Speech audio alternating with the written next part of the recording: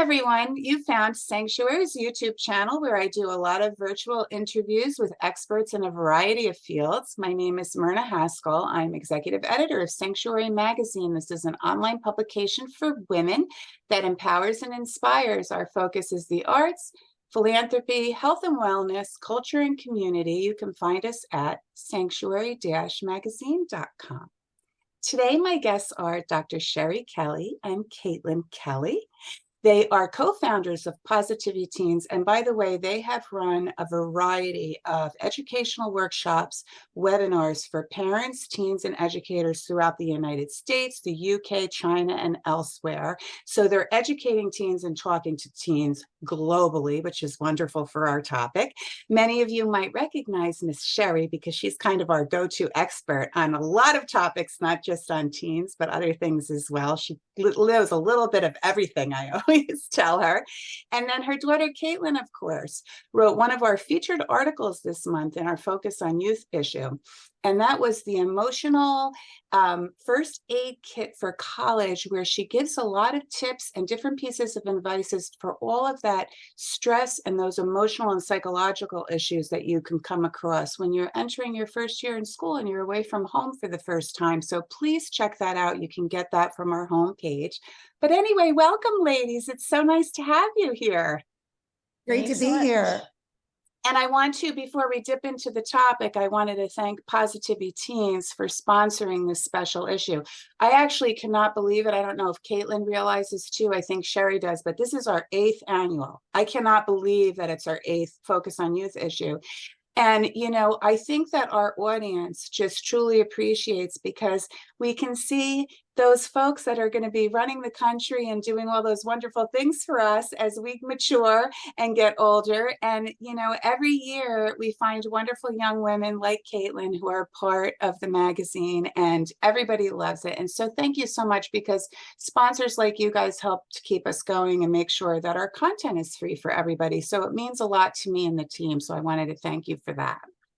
But anyway, so this aligns with Miss Kaitlyn's fabulous article. So again, don't forget to do that, read that. But anyway, we're talking about adjusting to college. So one of the big issues with that is expectations, right? So you have the expectations of the parent, you have the expectation of the student first going to school and being away lots of times for the first time, right? So it's all kinds of things. It's return on investment, you know, how much is it going to cost and what kind of job are you going to have afterwards, challenges with social issues and workloads and all of that. So since I have both of you here, and I'm so excited I have both of you here, I would love to hear from each of you in terms of the parent perspective and the student perspective. So who would like to go first? Well, I'm going to have Kaitlyn go first as a student. Okay. So what do you think? That come to mind are, it's really important for the student to be mindful of what their personal expectations are of their, not only their first year, but of the entire 4 years or more that they're spending as an undergraduate, and then after that at graduate school or whatever they do after undergrad.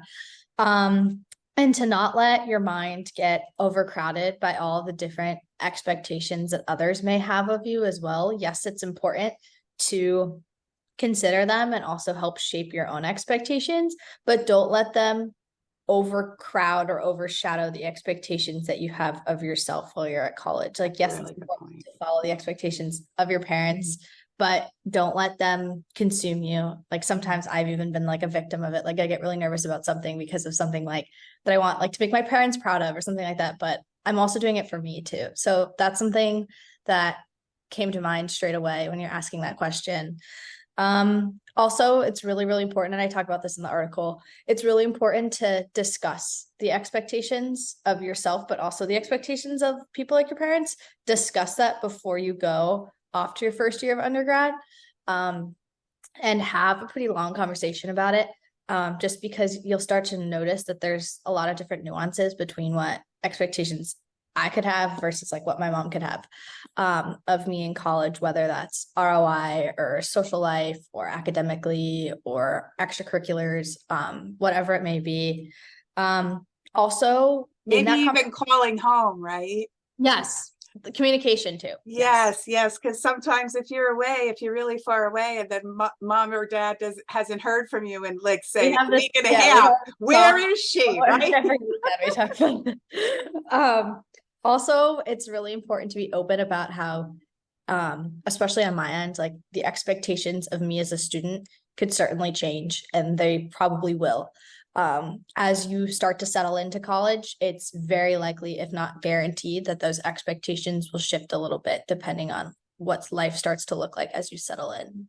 So right, and that's okay, right? To not beat yourself up about the fact that, oh, I thought it was going to go this way and now it's going this way, right? That's okay. It's all learning. If it goes perfectly, that's probably there's something's wrong if it's everything's exactly how you expected it to be. So if something's not matching up, you're doing it right. Right. Excellent points, Kaitlyn. What about you, Mom? I think Dr. Sherry. Kaitlyn and I have, had so many wonderful conversations that are important because they're about clarifying our expectations. And oftentimes the distress and unhappiness that arises in the parent relationship with their teenagers happens because of differences in expectations. So by clarifying those expectations in advance, I think you can avoid a lot of problems. Just a lot of difficulty in your relationship, because you can't just assume that your teenager has the same expectations about their life in college that you have of them. Especially now with like technology and everything, college is very different than when you went to college. So it's it's a whole different world than when Dr. Sherry and Myrna went to college, for sure. But you know what, ladies, I think that goes back to this whole conversation you're having with each other, though, right? Because it is a different generation, but there still are some of those main things, safety. Check in at home because I'm worried about you. This is why I want you to check in. It's not because I think you're a child, but because it makes me feel better, and all of those kinds of things.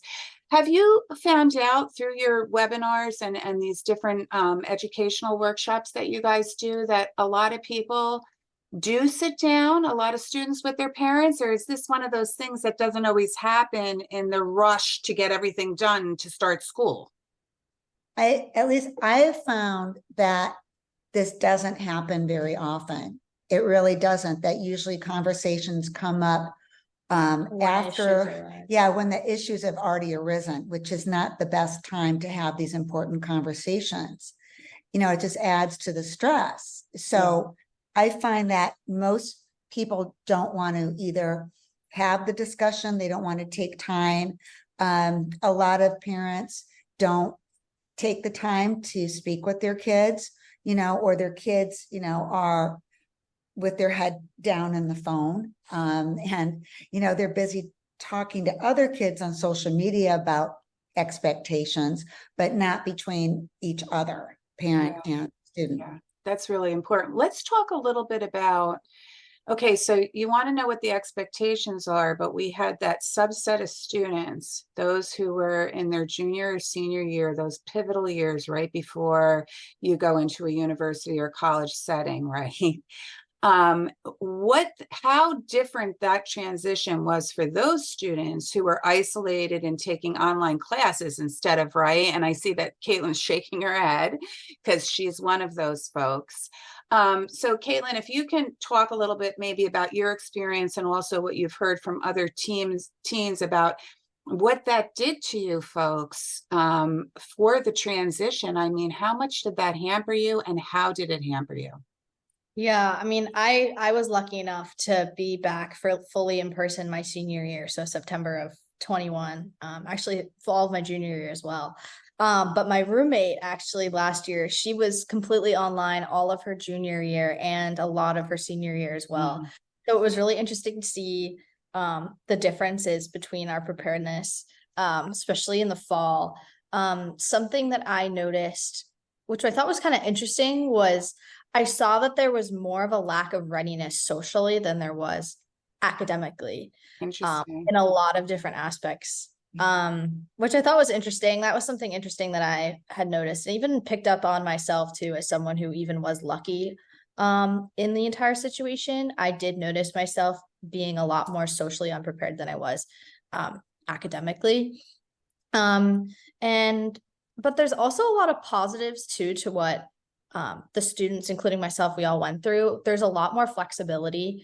I can already see it between like my grade versus like the seniors who are in undergrad. So in college, it's inevitable. There's going to be professor changes or schedule changes, or there's going to be a lot of different changes that need to be made. My schedule changes constantly every day, all hours of the day. Oh, wow. With different emails and things coming in, but I've become a lot more flexible because I'm almost like attuned to all these different changes and Having unexpected. to hit the ground running with whatever next crazy Yeah. thing comes up, right? Yeah. So I've noticed I've become a lot more flexible than I was maybe a couple of years ago.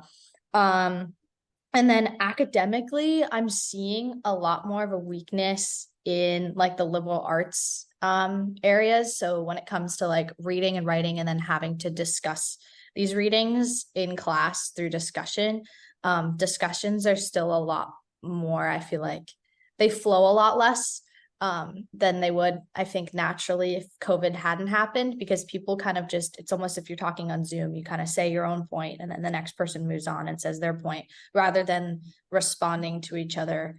I Kind of can more. totally see that, but I'd never thought of that. Thanks for bringing that up. Yeah, Mhm. because when you're on Zoom, right, you're getting muted and sometimes in certain types of meetings, or if you're talking at the same time, it's going to give you a funny feedback sometimes, right? Yeah. And so you were almost programmed for that, but now you're in a Yeah. collaborative in-person setting, which is totally different. Thanks so much for bringing that up. I hadn't thought of that. That's But I so, mean, like with Zoom still though, like there's so many positives that I've still seen out of Zoom, even after COVID's happened. Like I'll have professors who host extra help sessions on Zoom because they know we're so busy with extracurriculars, we don't have time to actually come into the office to see them. oh, that's great. Or like different extracurriculars, if we have a quick meeting, we can go on Zoom. So I've been able to join a lot more extracurriculars than I thought I initially would have been able to because of it. I have Zoom meetings like every afternoon, I feel like actually now. And then, of course, the two of you through Positivity Teens reach people globally. Yeah, So Yeah, there's that was that huge. too, It was right? It's really important. opened us up to a global universe of conversation, Yeah. right? It's really fun. I'm on, calls, virtual calls every day around the world. We've been able to establish relationships with professionals in the world of health and wellness and education, as well as teens around the world, which has just made a huge impact on our lives. Mhm. I bet. I bet. And you also have a really good, both of you, perspective of how the pandemic hit different parts of the world, right? And how students responded to their individual situations in different regions of the world, right? That has to be fascinating.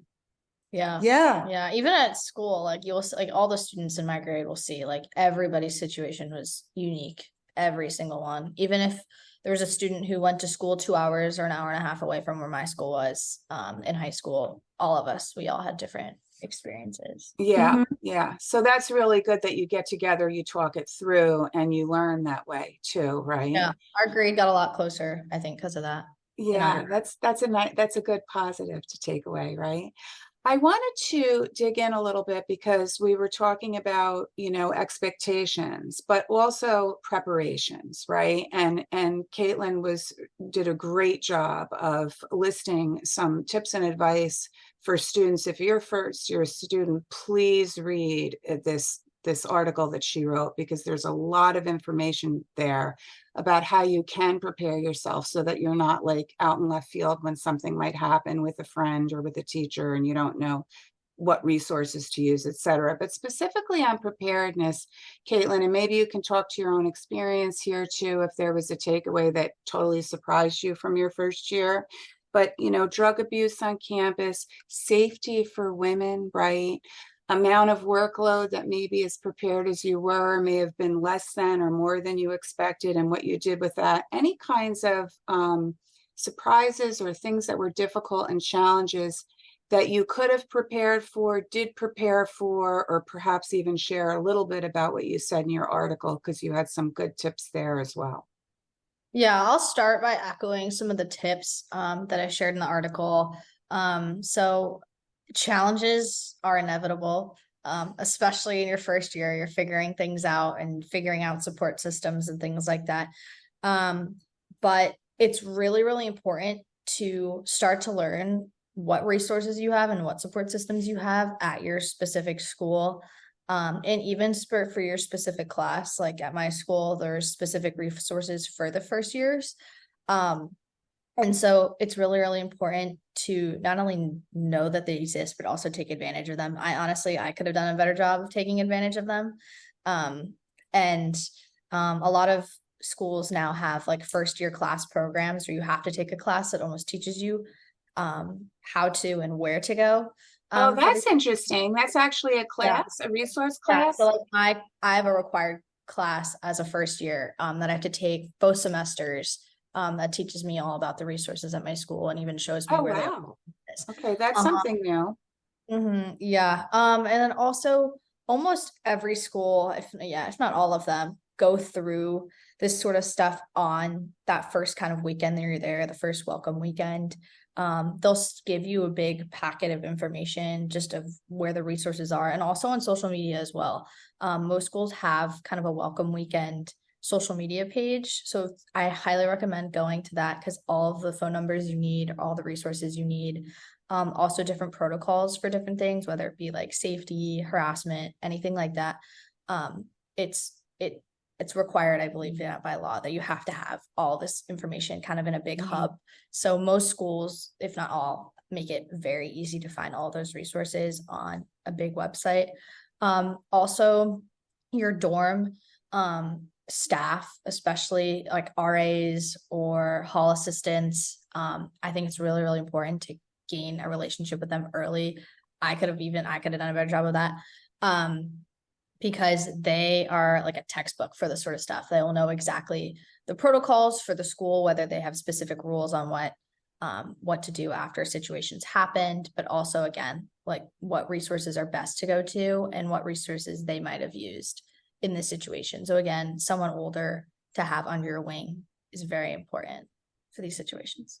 And I have to tell you that one of the tips that you had in the article, I wish I had your article back when I went to school, because I think it was something about talking to upperclassmen about classes.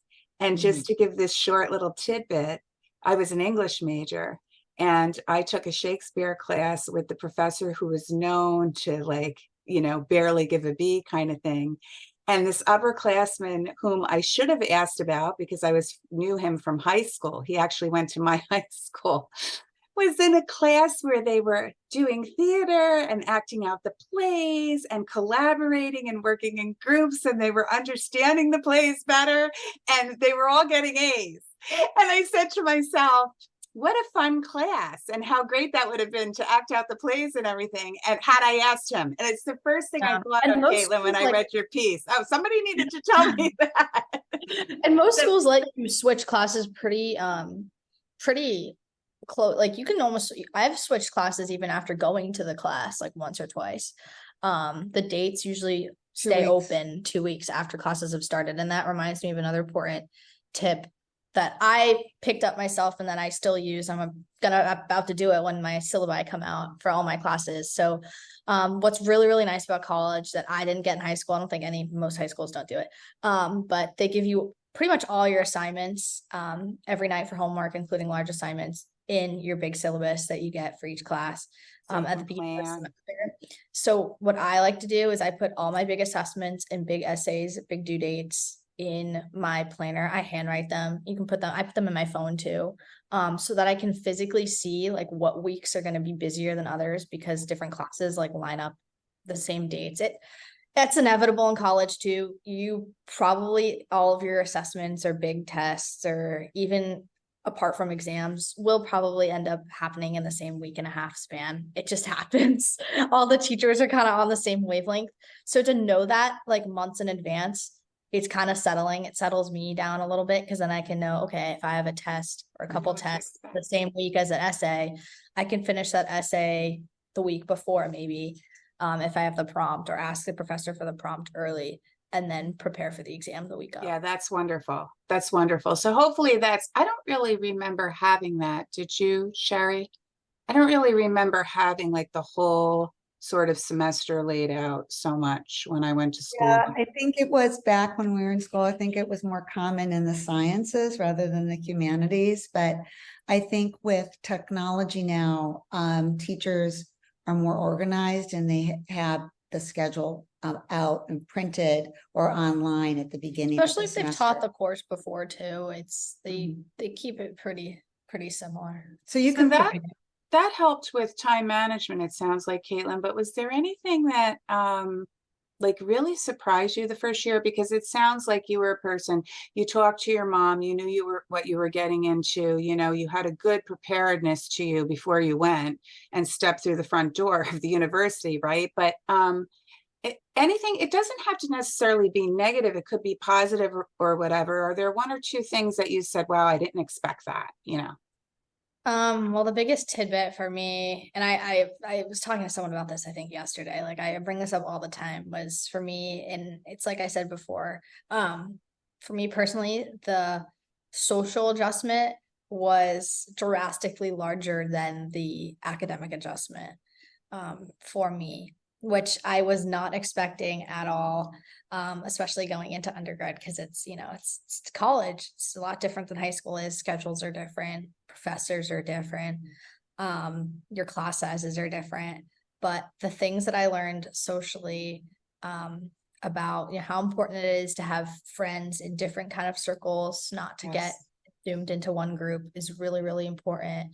The importance of getting involved in things early for that social aspect as well, not just to bolster like your academic resume. That was also really fascinating to me as well. Just all that sort of stuff, how to navigate, you know, who are you going to go to lunch with? Like, let's communicate about this. Like, what time are your classes? Things like that. Yeah. That I hadn't really thought about until I had gotten there and classes had kind of ramped up. That was definitely the biggest surprise for me. And I bet you that you're not alone in that either, right? Because you're basically you're thrown into this brand new environment. Maybe there's some commuter students that are in classes as well, but a good portion of the students are from elsewhere, right? And It's all unless they kind of followed some friends onto campus, everybody's sort of trying to make their way. And you really don't know people like you do when you grow up and you've known somebody since elementary school, or they're in your neighborhood or in your community where you know their parents and you know their likes and dislikes. You're going in blind, right? I mean, that's hard for everybody, not just college students, right? When you go into a social situation blind, you know, and then you have to make your way. Mm-hmm. So I don't think you were alone in that, Kaitlyn, but I'm going to plug your article again because I'm going to tell listeners that there's some more tips about that in her piece. I don't want to give the whole piece away, but I'm I going to think give it's Dr. so Sherry a important. moment to Yeah, maybe well, I was just gonna say, I think what tap Caitlin brought up off is here. really important. I think that her, this generation, that lived through COVID in high school, I think it made it harder for them to socially adjust to college. I see it in my own practice. I see that, a lot of kids just aren't prepared to deal with the social emotional challenges. I mean, Caitlin was very well prepared. But there are a lot of kids that aren't, especially the kids that spent 2 years isolated from other students. That there was a big difference that I'm seeing in college freshmen who had only 1 year online versus kids that had 2 years Yeah, online. my roommate and I, like, it was drastic. It was interesting. We talked about it all the time. Big Wow. difference. And Okay. the other tip that Caitlin gave about getting involved really early in clubs or activities is so important for you to gain this diversity of social support. So you're not just with one group that you Right. learn. Or the people on your floor or your roommate. Yeah, I 'cause mean, like you you might said, not get along with your roommate, right, right? well, like you said, like you're going in blind, so you don't know kind of the full character of a person, obviously within the first week of meeting them, within like let alone the first semester. So as you start to get to learn people better, especially if you're going to somewhere where the climate changes a lot, as the winter approaches, people's attitudes will change. Mhm. So And you're living with them now. You're not yes, going you're home where you can leave the right. problems back, Right. at school. So You're it's there important living to have there. friends in different groups, because if you don't, you end up not really liking somebody that you were really close with at the beginning of the year. You have another system or support system to go to, or another person. Yeah. And That's I a think great point. it's harder for students in college today in some ways because they're socializing so differently than how we socialized in college. We joke about it, but I think especially with the boys, they would rather be playing a video game or doing sports betting or watching TV together. They're instead of like going out and socializing outside of their room or outside of their dorm.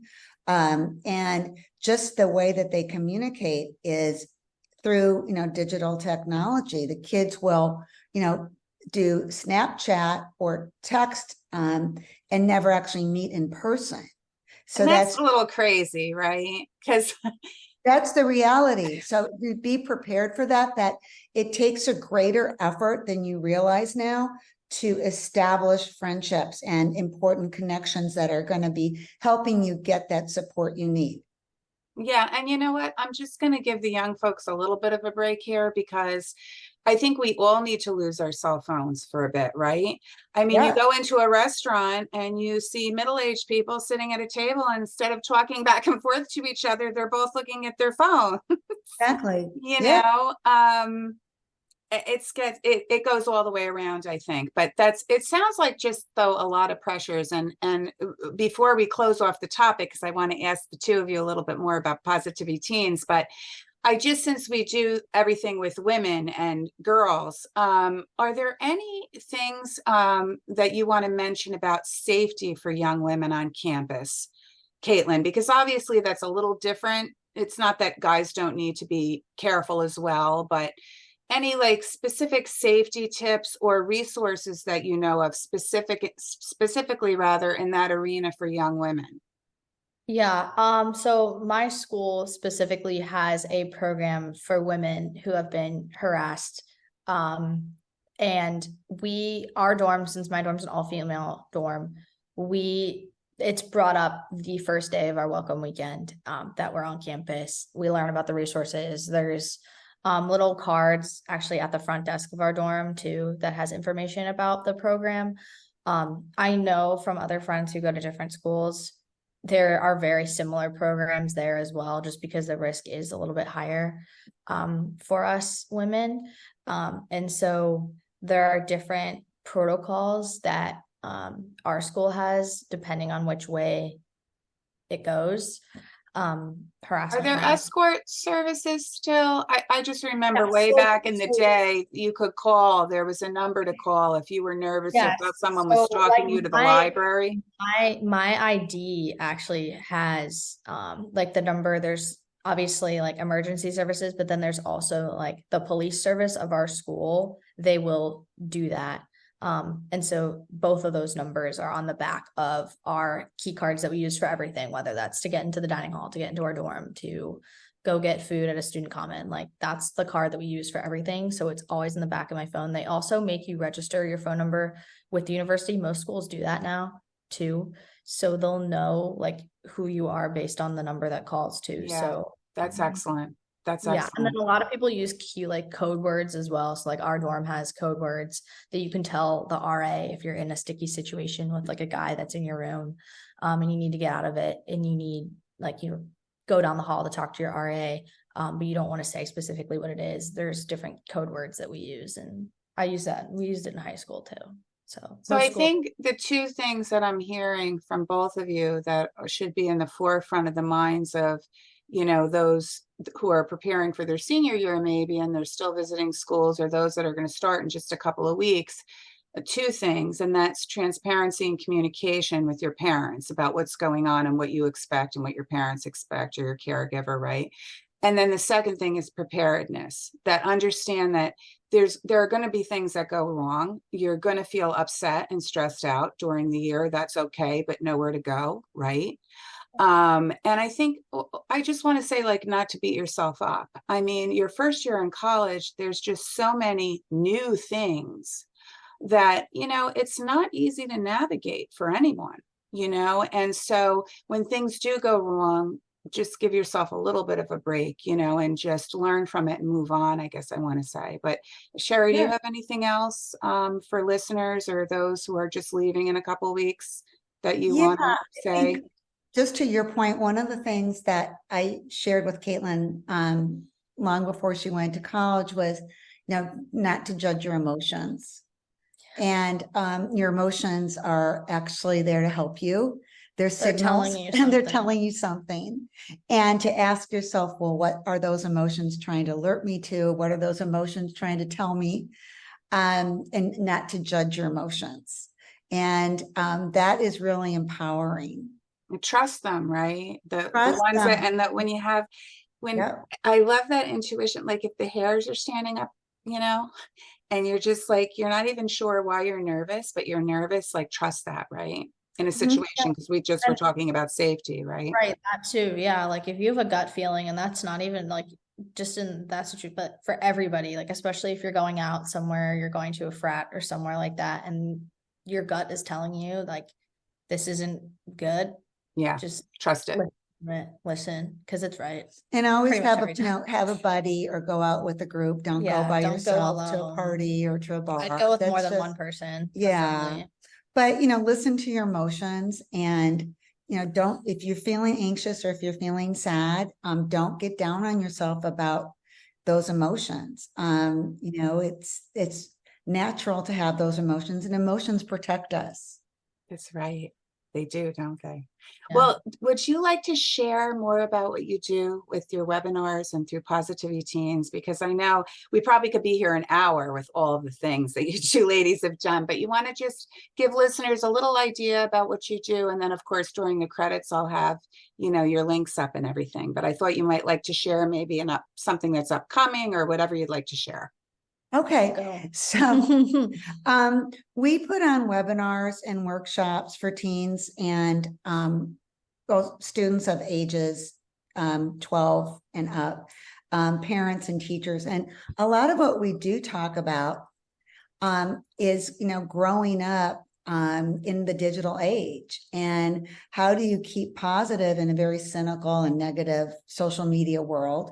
We talk about the impact of social media on your mental health and why that happens. What does social media do and gaming do to your developing brain? We also talk about what kids need and what kind of support they need. Trying to get a sense from kids from around the world about their future, how they see the future, and talking about the kinds of support that they need to make a more positive future, especially in the post-pandemic world. Kaitlyn hosted a fabulous global webinar last winter with students from around the world, and we're going to do that again this year. That's wonderful. You can let us at Sanctuary know, Sherry, and we'll post it. I'm sure people will be interested, all those that are listening to this right now will be interested in hearing about that. So please let us know. Yeah, it was really cool. It was an interactive webinar too. So that's great. That's great. When they feel like they can put in some of their own input, that they're more excited to be part of it. Activities online and things like that we did live. And it was around the world. Really, the students talking with each other and interacting with each other. And it was interesting to hear what their perspective was. And I think the big takeaway, at least from my perspective as a psychologist, and I think Kaitlyn shares this, was really that the youth we spoke with around the world was much more positive about the future than what we see in the media. Yeah. Yeah. I will agree with that too, with the young women that I talk to every year. I find it to be a lot more positive. Yeah, the media can really drag you down, can't it? Well, I want to thank you both for this conversation. I mean, it was wonderful, absolutely wonderful. Again, go read Kaitlyn's article. You can get it right from the homepage. And I'm sure we'll be seeing more of Dr. Sherry, because as I said, she's our go-to. But thank you so much for joining me today, ladies. I Thank you. appreciate it. Thank I'll, so I'll much. close. Sure. I'll close as I always do by wishing all of our listeners and our readers good health, happiness, and continued inspiration. Thanks for joining us today.